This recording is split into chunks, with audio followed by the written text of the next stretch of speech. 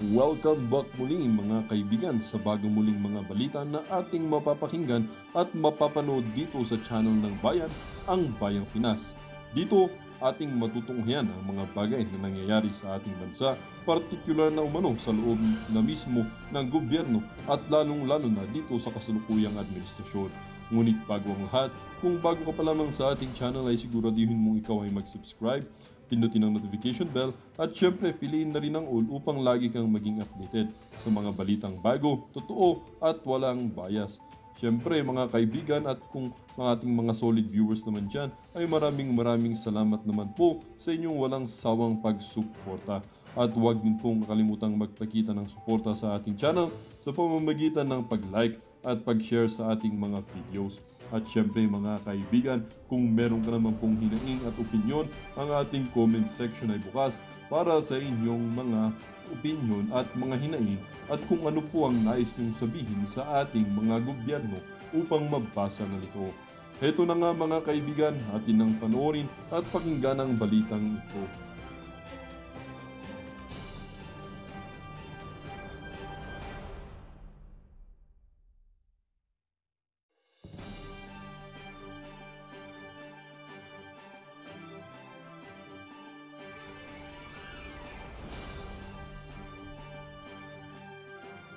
Ganun ho yan mga kababayan eh. Kumbaga magsisend yan ng chilling effect. Yan.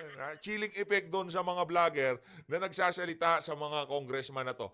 Bottom line, hindi ho kayo mag-iimbestiga ng mga ganyang klaseng kabalbalan kung hindi ho kayo binabanatan ng mga vlogger. O, kung ang mga vlogger na bumabanat sa inyo, hindi kayo binabanatan at talagang itinutulak yung inyong mga naratibo dyan sa House of Representatives, sa tingin ho natin, hindi ho tayo magkakaproblema dito.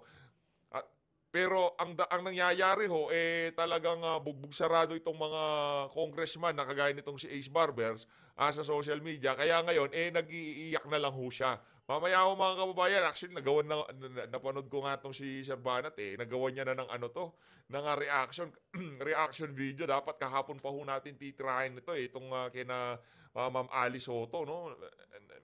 Nakaligtaan ho natin, meron pa pala tayong binabanatan. Ito, ano ho muna tayo, puntahan mo muna natin itong, dito ho muna tayo mga kababayan. Teka. Teka muna, teka. Eto, dito ho tayo sa UNTV.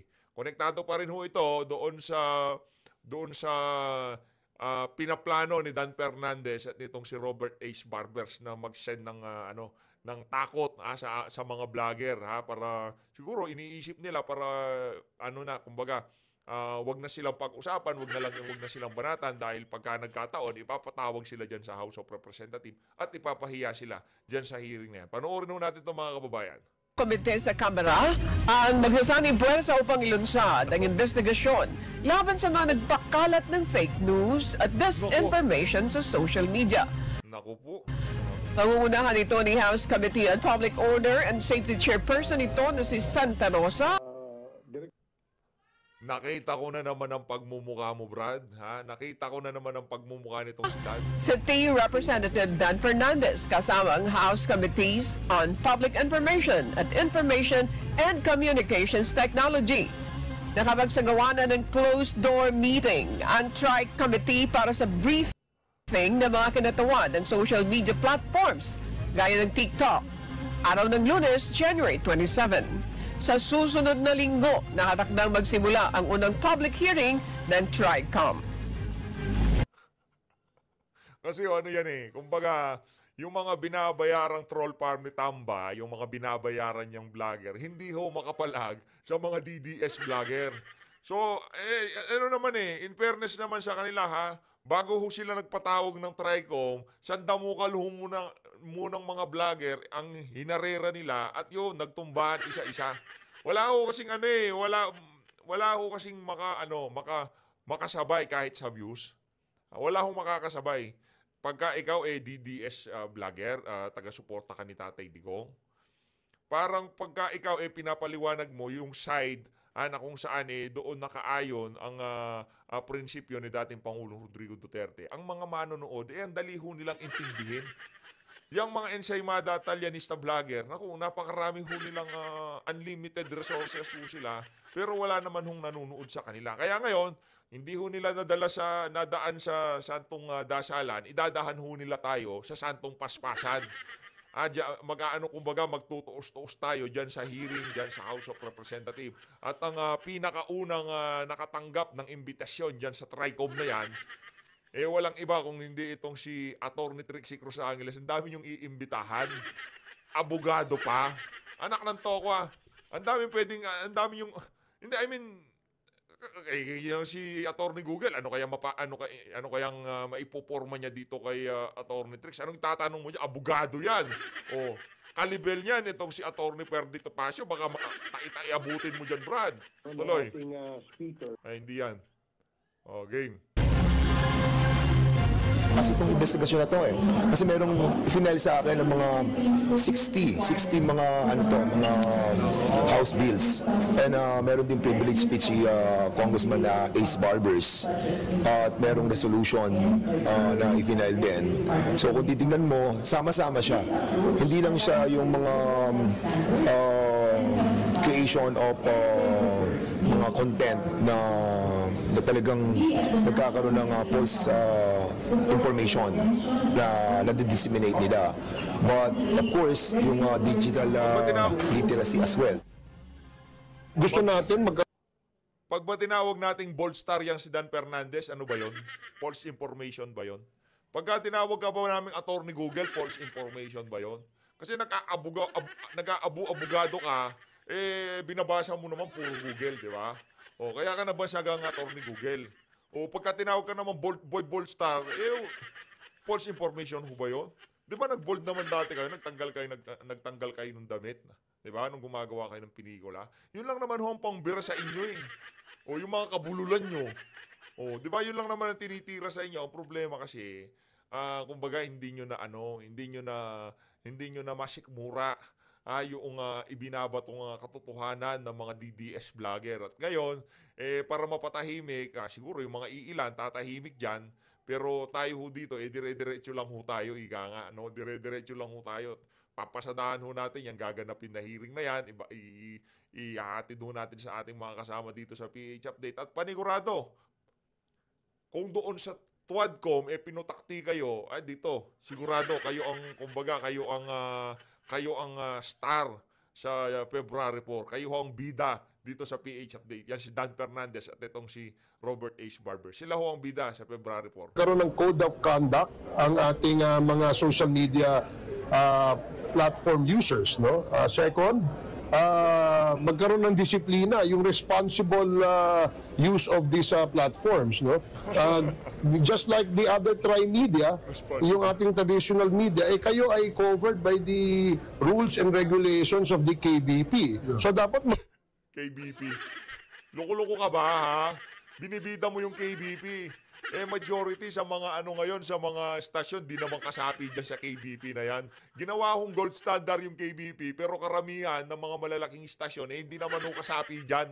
Internal Ombudsman, meron daw silang nagpupulis sa mga writer nila, sa mga gumagawa ng balita. Pero pagka nakapagpakalat sila ng fake news, bukas makalawa o kailan yan, wala ho silang paumanhin, wala ho silang pasintabi. Kakalimutan na lang ho, kumbaga palipad hangin na lang yung pinakalat nilang fake news. Pero pagka ang vlogger, isang beses lang nagsalita ng mali, naku, yari ho kayo. Sigurado, papatawag ho kayo dyan sa House of Representatives nitong mga walang yang congressman. magkaroon din tayo ng parang ganun dito sa social media. Wala namang problema yan. Kung yan talaga gusto nyo mangyari, ano bang magagawa namin? Kayo yung mga Diyos-Diyosan ngayon sa Di ba? Lahat ng gusto nyo mangyari, nasusunod. Blanco, maraming blanco sa BICAM, pero rinatipikahan, permado, nangyari. Bawal. Yung ano tawag dito, mga resource person dapat hindi kinakausap bago sumalang sa mga pagdinig. Binibeting process ng mga congressman.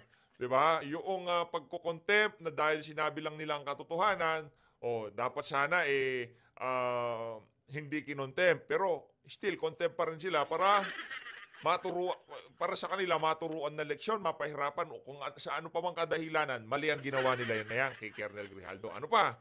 Yung tipong kinukontempt yung mga resource person para pagka nakulong dyan sa House of Representatives, sa susunod na hearing, yung naratibo ng komite, yun ang susundin ng mga nakukulong dyan sa House of Representatives. Di ho ba yung totoo? Sabihin yung hindi. Colonel Garma, unang version, nakulong sa House, pagsalang ulit, ayun, meron ng DDS, meron ng Davao model. Oh.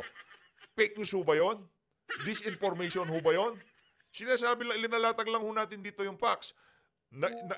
Unang inimbitahan itong si Colonel Garma, nag-testify. Wala akong ganyan, walang video, walang reward system, walang ganyan. Oh, contempt ka, sabi ni Paduano. Contempt. Oh, ilang linggo. Nung hinog na yang si Garma, oh, siya lang. Yun. Meron na ho tayong Davao model. Oh, nasa si Garma, nasa Jamaica. Nandun ho siya kasi di ho siya pwedeng umuwi dahil pagka pinatawag siya sa Senado, lahat ng naratibo nila sa House of Representatives, guguho. Mawawasak ho lahat. Oh, yun, disinformation ba yun? Obserbasyon yun. Oh, kumbaga, isang ordinaryong Pilipino na nagpapahayag ng pananaw niya sa mga nangyayari sa ating bansa. Yun naman ho talaga nangyayari. Bakit hindi kayo magsisigaw at guluhin ang DOJ para ma-deport yang si Colonel Garma? Anong ginagawa nyo? Nandun siya sa Los Angeles. Nasa Golden Bridge, nagpa-picture doon si Garma, nagbabakasyon. Yun, hindi na totoo yun. Pero, kumbaga, kumbaga, yung linalaro na lang natin yung mga salita. Yung ibig sabihin, habang ang issue na to ay napakainit pa sa Pilipinas, etong si Colonel Garma na kung saan siya ang pinaka-promotor na naglabas ng mga issue na yan dyan sa TODCOM, nandun siya sa Jamaica, di natin alam ginagawa kung nagpipicture siya sa Golden Gate Bridge, di ba?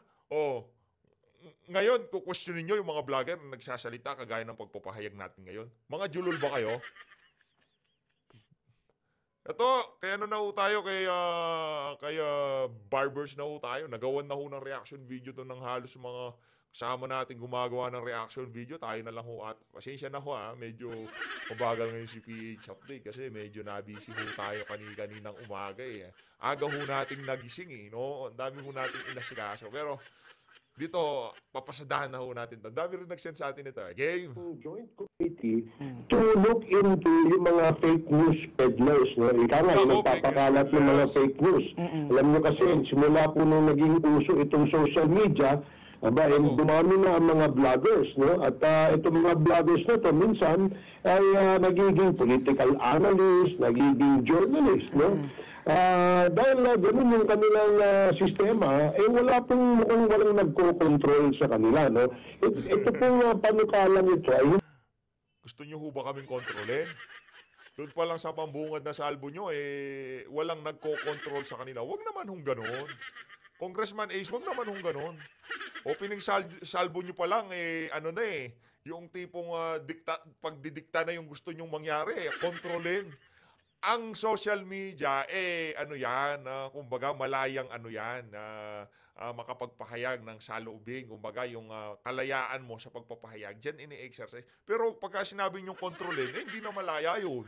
Meron na ho tayong problema doon. Halimbawa, itong mga pagsasalita natin na to, wala naman ako linalibel, di ko naman sinasabing drug lord kayo.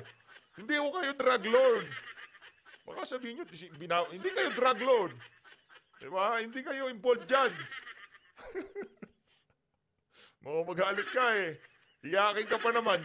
Hindi po para i-curtail yung kanilang freedom of speech o yung kanilang freedom of expression. In fact, gaya rin po sa ating mga kawani ng media, no? Yung tri-media, yung radio, TV, and print, no? Kapag bago po sumulat o magpahayag ng isang news yan, ay binabalidate po yung mga artikulo. At kumukuha rin sila ng mga magkabilang panig, no? Bago po sila maglabas ng kanilang news article. Pero sa social media, ay wala na po ata yan. Yeah. No? Basta na lamang kapag ikaw ay binayaran ng pogo o binayaran ng mga sindikato ng droga, gagawa ko na ng mga kwento, ng mga fake news para manira ka ng mga kumukontra sa mga sindikatong ito. No? Yan ang may hugot eh. Merong pinanggagalingan to eh, di ba? Merong pinanggagalingan tong si Robert H. Barbers, no? Yung, kasi nung nakalipas na taon, merong kumalat na mga screenshot at hindi ho natin binabaran dito sa PH update, no? Hindi ho natin kasi medyo parang nanonostra na natin eh. Merong lalabas na ganyan, tapos iiyak ito, magpapatawag ng hearing, di ba? Yun nga ho nangyari. Pero, ang problema ho dito mga kababayan, sabihin nyo sa amin na hindi self-serving yung ginagawa nyo na yan, gayong yung nag-privilege speech, talagang bugbog sarado siya sa social media. At wala namang, Sir, nakita nyo ho ba yung inasal nyo doon sa huling Quadcom hearing? Nung dinuro-duro nyo itong si Colonel Grijaldo, nakita nyo ho ba? Napanood nyo ba sarili nyo? Proud ho ba kayo doon? Kaya kung gano'n, palakpakan natin itong si Robert H. Barbers. Aming pananaw, kung kaya nangangailangan, tingnan natin, no? At magkaroon tayo ng isang tinatawag na regulatory framework. Yeah. No, na kung saan ay may disiplina. Alam mo, Ali and Pat, no, ito, nakita mo naman na mula nung nauso itong vlogging, ang daming nagmumura. Lahat minumura. No? Walang may name calling, mayroong pagmumura, mayroong pambabastos, no? Lahat. Ginagamit din yung vlogging minsan for scamming, no? Kaya yung may humihingi ng tulong mula sa ating OFW. Nagdo-donate sa kanila, dumadami ang pera, ito ba yung nagbabayad ng buwis? Income yan eh. Ito ba ay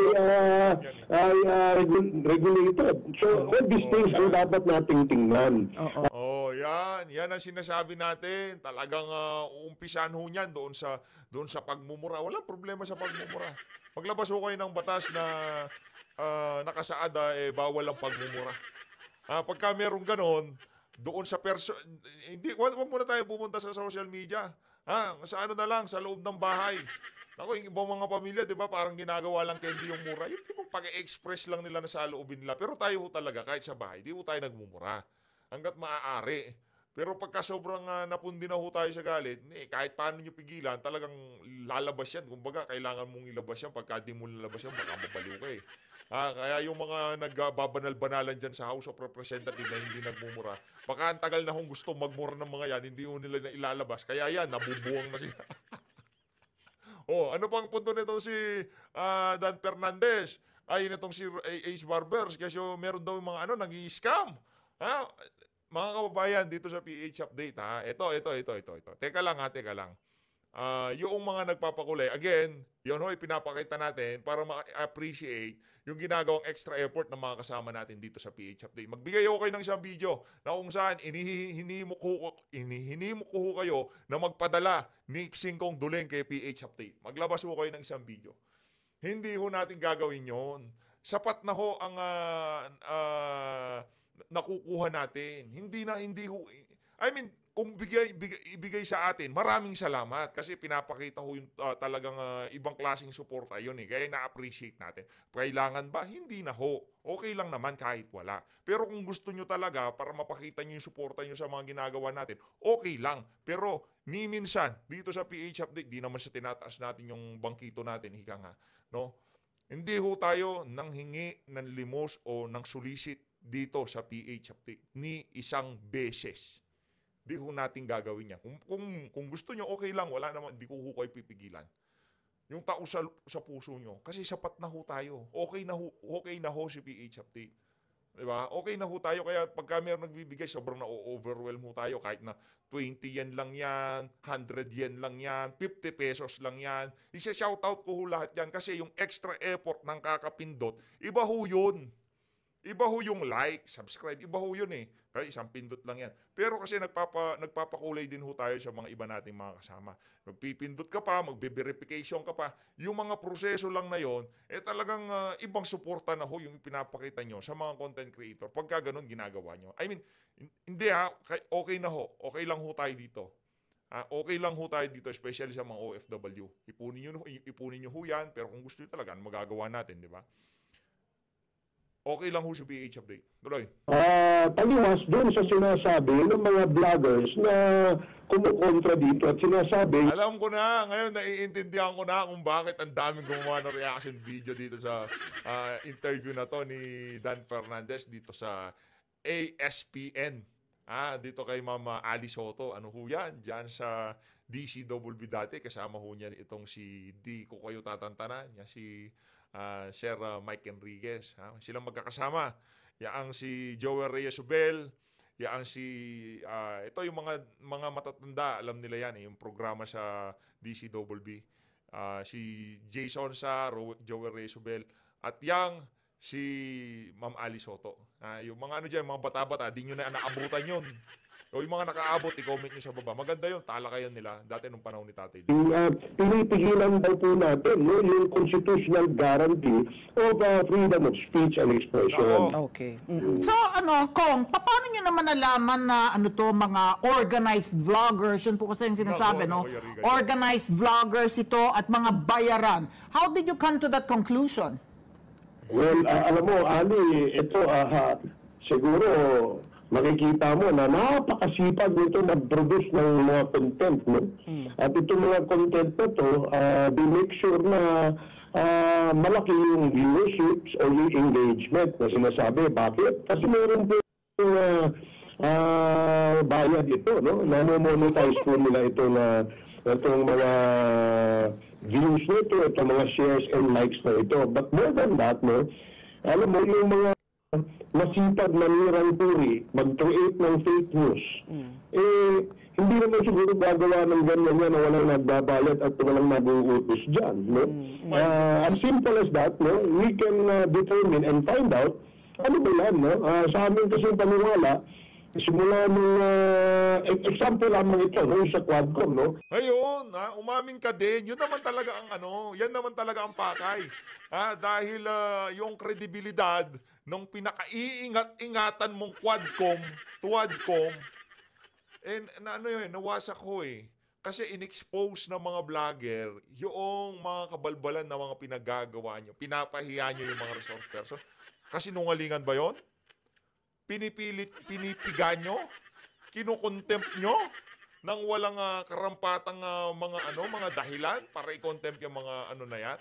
Hindi lamang masatisfy yung mga tanong nyo na gusto nyong marinig na sagot dito sa mga resource person, auto-contempt sila kay Paduano.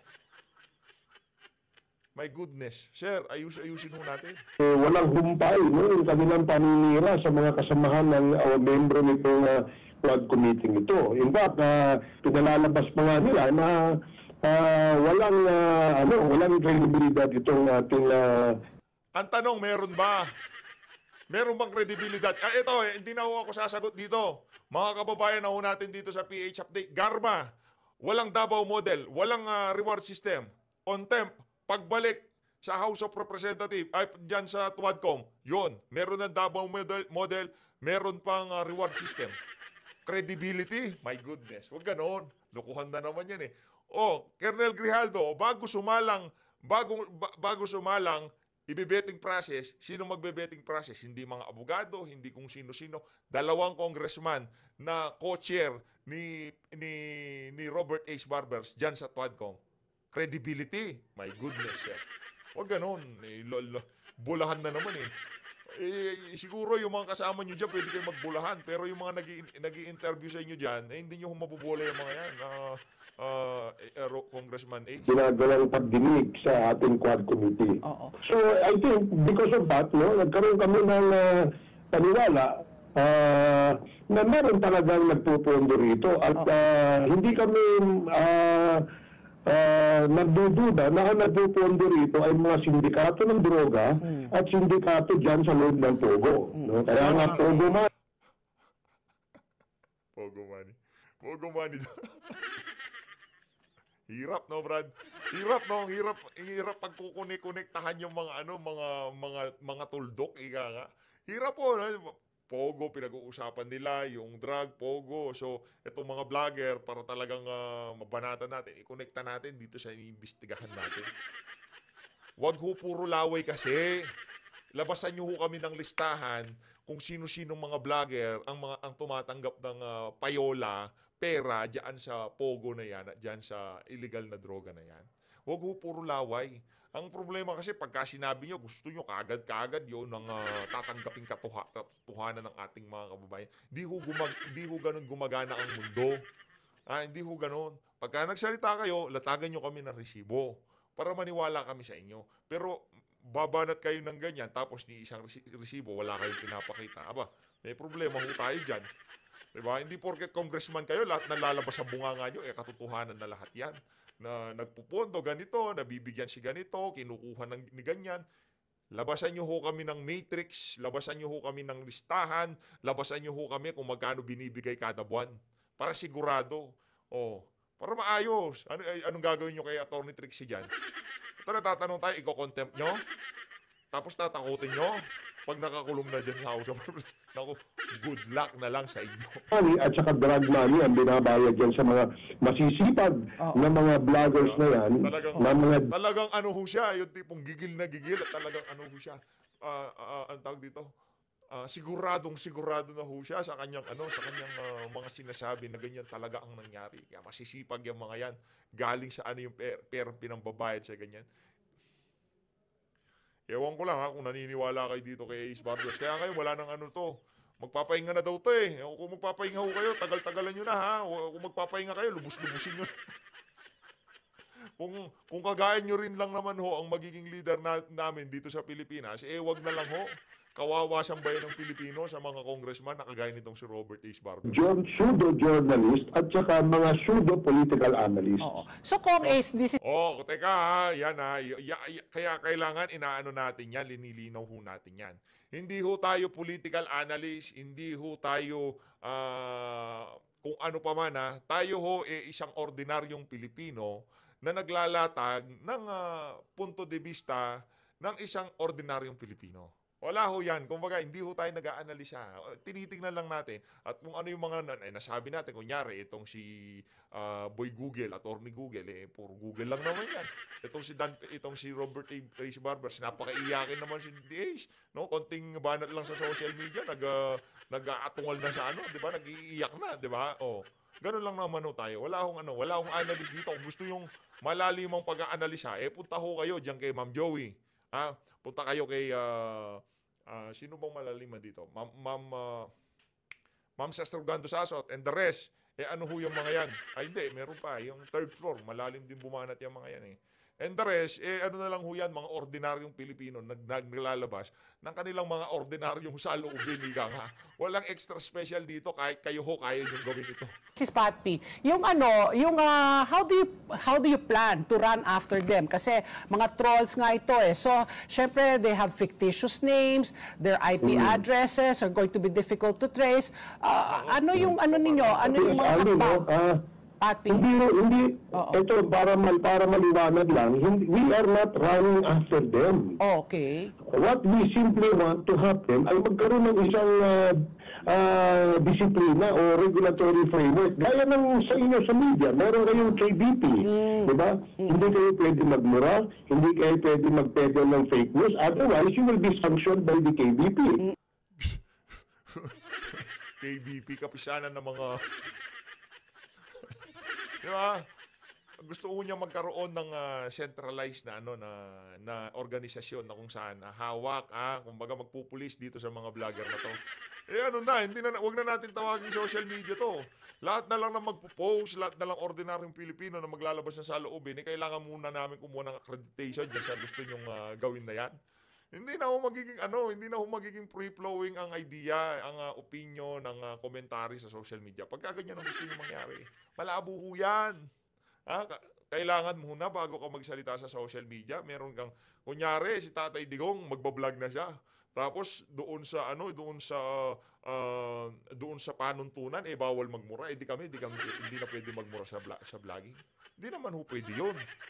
Mali naman ho ata yun. At kung ang iniisip nyo yung mga batang makakapanood, wag ho kayong mag-alala. Sa mga ganitong klaseng video, restricted ho sila. Mag-vlog ho muna kasi kayo para matutunan nyo. At para malaman nyo kung paano kumuha ng mga viewers. Pwede naman yung makaalagwa ka, makaka-views ka, pero yung tipong from scratch talagang iguguyod mo yung channel mo, doon talaga. Siguro sa social media, wala pa pong ganyan siguro. Dapat tingnan at baka magpanukala tayo ng mga batas na mag-create ng parang disciplinary board. Ikaw ba naman, Ali, araw-araw kung maririnig mo yung isang vlogger, halimbawa, no? Pagbukas mo ng iyong social media, walang ginawa kundi magmura. No? Hindi kaya mag-create ng kwento o ng mag-peddle ng fake news. Ay, nako, hindi tayo tinutukoy nitong si Robert H. Barbas. Siguro hindi tayo papatawag dyan kasi hindi naman tayo tinutukoy kasi hindi tayo nagmumura eh. Yan. Kaya kayo huwag kayo masyado magmura. Pero okay lang naman. Murahin nyo ito. Jutan din mo. Alam niyo kung sinong hinihintay kong ipatawag nitong mga gunggong na to. Si Palangga, si Binibini. Patawag niyo siya, tingnan natin kung dumalo siya. Napaka-prevalent po ngayon ng fake news. Kaya nga, dahil nga ganyan, gusto natin tingnan. Hindi naman natin pinipigilan sila mag-express ng kanilang opinion o mag-criticize sa trabaho ng ating mga mambabatas o hindi kaya ng mga kawani ng gobyerno. Ang ating lamang gusto ay dapat, meron po silang mga basihan bago po sila magbigay ng kanilang mga fake news, no? Ibig sabihin, bago ka magpahayag, dapat meron kang basihan na pinaguhugutan. Grabe naman ho yung pagdating naman ho sa basihan, di naman ho kami nauubusan. Yung pagiging hambugero nyo sa hearing, hindi ko po pwede namin gawing basihan yon para sabihin namin napakawalang kwenta yung congressman. Yung pamamahiya nyo sa mga resource person, di ho ba namin pwedeng gamitin yon para basihan para sabihin kayo ay mga walang kwentang congressman? At talagang ang dating parang ginigipit nyo lang itong mga Duterte dahil sa loob ng napakaraming hearing diyan sa Tuadcom, wala kaming narinig na kung saan sa kapakinabangan ng isang ordinaryong Pilipino. Bagos, ang naratibo para maitulak lamang ang political interest ng mga kalaban ng mga Duterte. Real talk. Bago tayo magbulahan dito, Congressman Ace Barbers, yun hong nangyayari dyan. At alam naman ho natin kung kaninong interest ng pamumulitika ang naisusulong dyan sa Tuadcom na yan. Sa gusto nyo ho kasi, Congressman Ace, babalik pa rin ho tayo sa Tuadcom eh. Yun kasi ang dulo niyan eh. Hindi nyo ho matanggap na napakarami nyo hong kapalpakan na ginawa dyan sa committee na yan. Ika nga. Hindi pa ba yan sakop ng cyber libel law? Nako. It is. No? In fact, it is. No? Merong kinreate yan. It is. Bakit ano pang gagawin nyo kung sakop na pala ng cyber libel law? Lahat ng nag-libel sa inyo sa social media, sampahan nyo lahat. Yung tumawag sa inyo ng D-Lord, sampahan mo lahat. Pero yan, hindi tayo naniniwala na yan, na, di ba? Kagaya ng mga inaakusa sa kanya, di ba? Hindi tayo naniniwala doon. Naniniwala ho ba kayo na yung mga kumalat na alingas-ngas kaugnay dito kay Robert H. Barbers? Tayo sa PH Update, di ho tayo naniniwala. Ang batas na yan, yung Cybercrime Prevention Act of 2012, meron pong kinecreate dyan na isang komitiba na yung CICC, no? Na kung saan ito ang coordinating body na nagmo-monitor at magre-rekomenda ng prosecution sa kanila, no? Ngunit, mula nung naipasa itong batas na ito, wala pa tayong nakikita na nakakasuhan, no? Na umaabuso. Ito let me just be categorical about this. No? Yung umaabuso, yun ang ibig nating sabihin. No? Yung mga hindi sumusunod sa pamantayan ng responsible journalism o responsible vlogging, yun ang dapat na magkaroon ng disiplina, madisiplina. No? At they're bordering on being slanderous or libelous. Hindi naman sa nag-aano tayo. Halimbawa, na may decision po ang Korte Suprema tungkol dyan. No? Kapag ikaw ay nagbigay ng isang statement o pahayag na ito ay merong malicious na intention, yan po ay libelous. At yan po ay... Kasuhan mo! Kasuhan nyo lahat! Kasuhan nyo lahat! Yung mga Kasuhan niyo lahat ng mga kung lahat ng vlogger na masama ang loob mo. Robert Taze Barbers, ayaw mo lang kasi mangkaso, baka kasi mas mapag-usapan pa sa social media eh. Yung lumabas na skandalo doon sa nahuling Fortuner ba yun?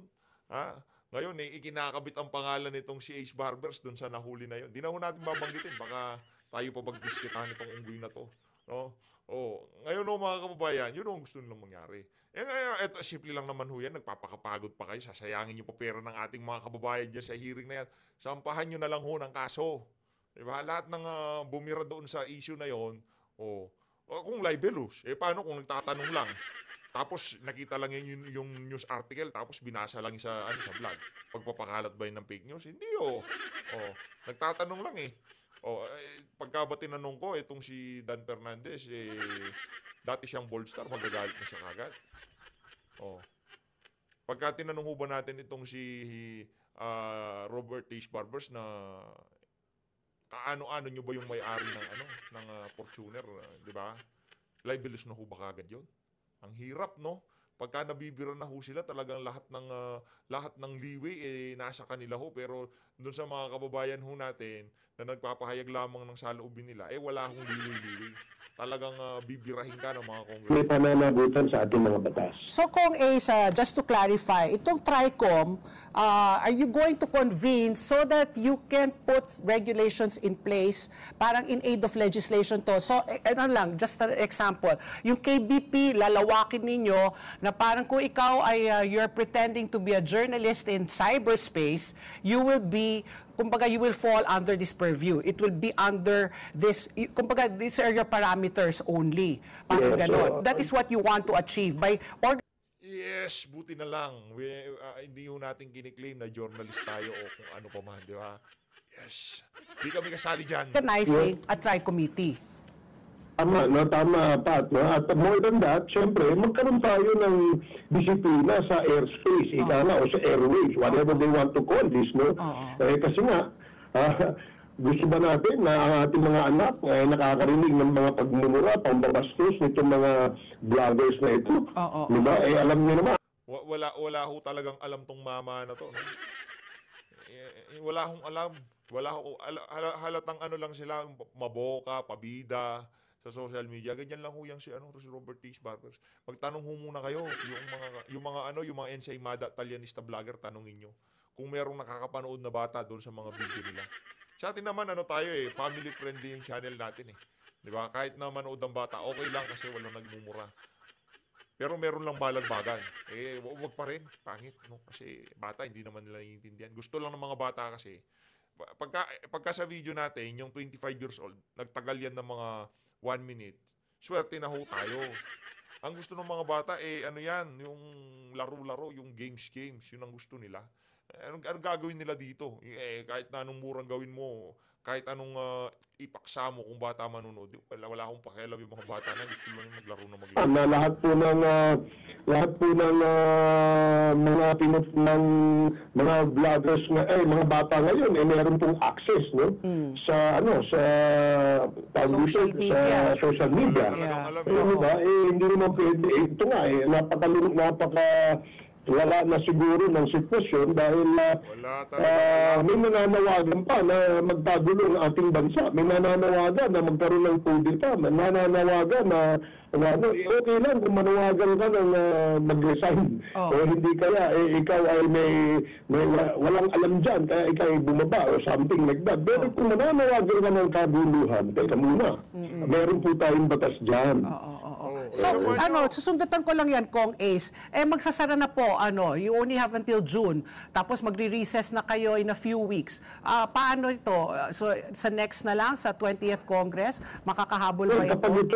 Kapag ito hindi umabot sa pagsasara nitong 19th Congress, pwede naman po siguro i-refile ito sa susunod ng Congress. But I believe na dapat para maipasa ito, kung mahahabol man ito sa 19th Congress, kung ito masicertify as urgent ng ating Pangulo. At dahil nga certified urgent ito,